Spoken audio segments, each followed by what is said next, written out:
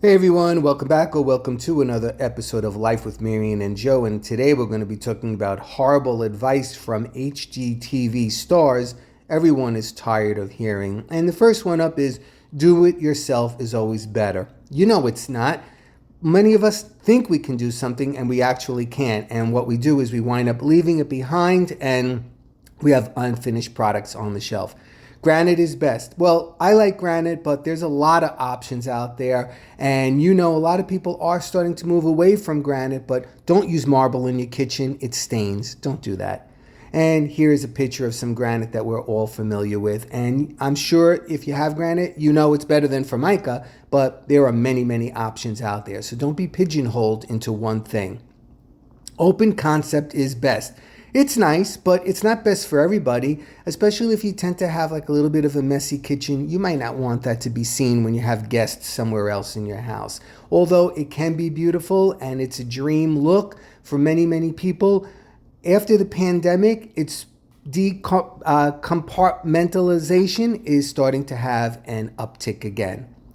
All white everything. Again, it's some people's thing, but doesn't float my boat. It just looks a little bit sterile. I like color, plain and simple.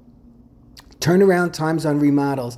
Hello, it is not as fast as it is on HGTV, so don't think you're going to do a remodel and have it done in 30 minutes. It takes a long time because there's always problems involved. Something is always popping up. I have a friend right now doing a major remodel, and already it's behind schedule, and he just started. So it's a big to-do and a big deal, so be careful. Accent walls, they're pretty, and I use them myself. I have one in the family room and a couple of other places, but they're not absolutely the end all. You don't have to be painting a wall behind your bed or doing shiplap or doing something, wallpaper. Again, it's a personal taste that you may like or you may not like, but don't be pigeonholed that you have to do it. Patterns on top of patterns on top of patterns. I know it works and designers do it, but when people try to do it, normal people in their houses, sometimes it just looks like visual clutter and an old mess, and I do mean old. I feel like it kind of ages the accessories and the house itself. Ridiculous statement pieces. Well, this is in the eye of the beholder. People like things. People might want to hang guitars on a wall, or people might want to hang a cello on the wall, or something that's personal to them. But don't feel that you have to just because you saw it on HGTV. If there's something special to you, then yeah, definitely go for it. But don't feel like you have to. Furniture full spaces. A lot of times on these shows that we see on HGTV, the rooms are so filled with furniture, but that's not for normal living. You'd be tripping all over, and if you have an animal, it would make it even worse. So do what's best for you. See how you live, and that's how you create your living area. Ripping out old for new. Some people think just because it's a year old, it's time to go in the garbage and something new has to be put in its place. Old does have its place. You know that for all of us oldsters. So don't be so quick to throw things out. If it's bad, definitely. If it's, like windows especially, but, really evaluate that thought. Overdone decor. I don't know, what can I say about this? Some of us are maximalists and some of us are minimalists. Again, it's how you live and what you find best for you. Some people, especially on HGTV, it would depend on the show. Sometimes they're like over the top. When the designer does it, it's fine. But if you do it, it's not fine. You get the idea. Unnecessary fun factors. A lot of times we see on these TV shows, they do these, really neat looking things, especially in nurseries. But again, who would really want to live like that? Fun factors outside, like a sliding pond by your pool. There you go. But people like that, so I don't get why they put that there. Spending all of your money on a kitchen. Well, if you have a renovation project, I think, kitchen is costly, but let's face it, especially if you're going to sell your house, Kitchens and bathrooms sell the house, and people do want to see them remodeled, but they can get out of hand very quickly. The price on that can go skyrocketing. Flipping a home before selling.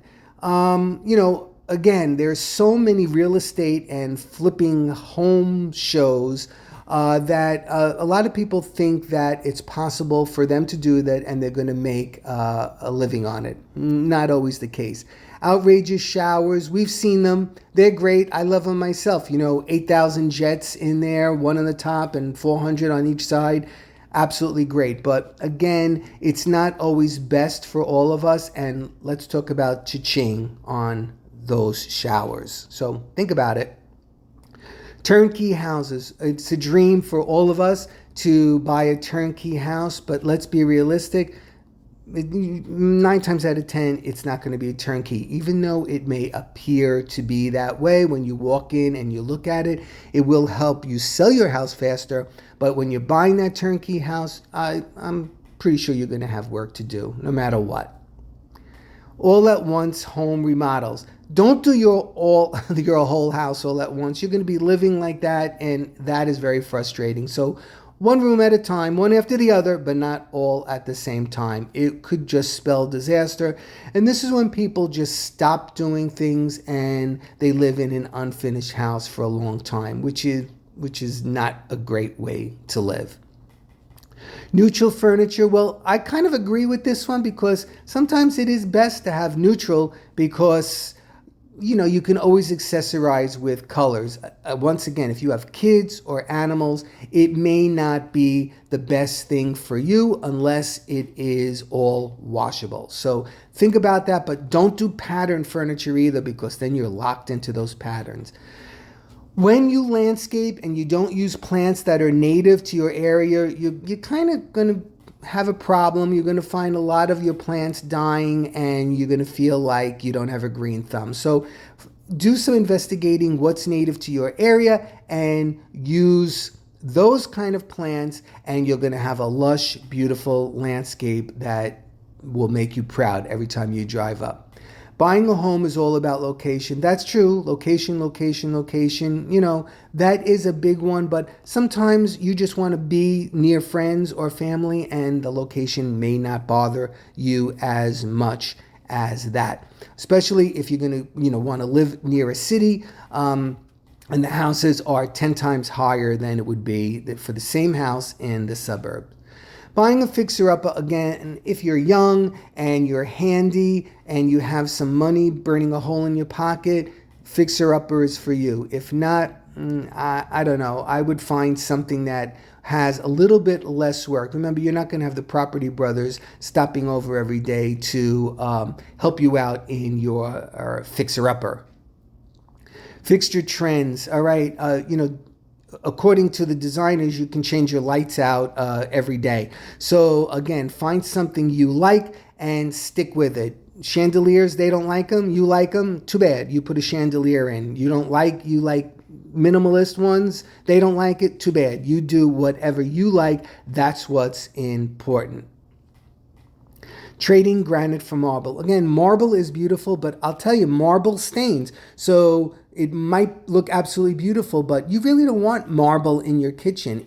It will stain and it will look old, and within a couple of years, you're going to be looking for something to replace it. And even in the bathroom, a marble countertop on your vanity, water stains it. So be careful. Thanks, everybody. Take care.